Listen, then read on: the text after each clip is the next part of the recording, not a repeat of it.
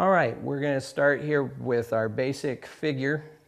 And I start with a piece of wire for the torso here, one long piece for the arms, and a smaller piece that we've bent to the shape of our figure's face and head.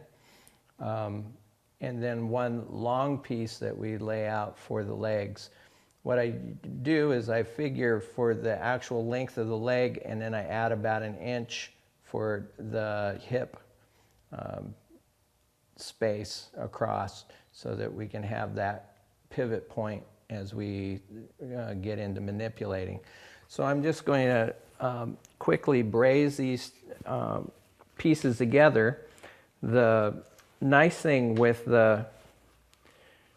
trying to keep the form fairly simple at the beginning is that we only have 1, 2, and 3 joints that we need to join together.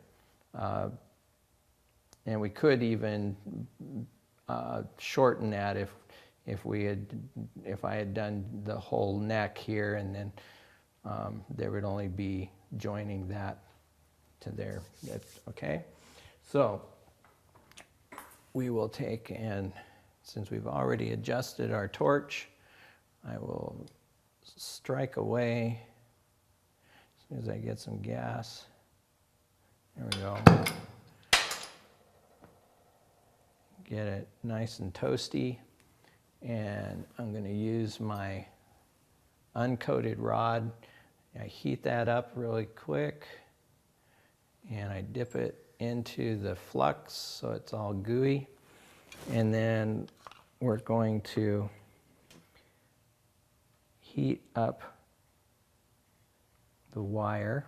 We want to be careful we don't melt it. We're just getting it nice and hot so that the brazing rod will actually flow around the joint. And you want it to be that nice shiny gold color like that. Come up to the arms.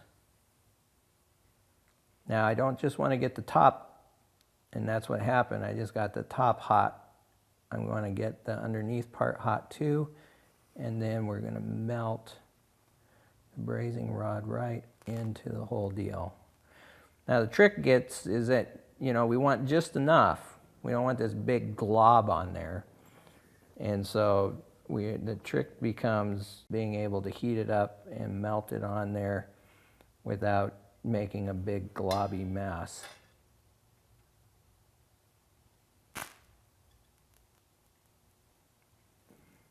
Because you want just enough, but you want enough. Okay? So now we have one whole man with legs and arms.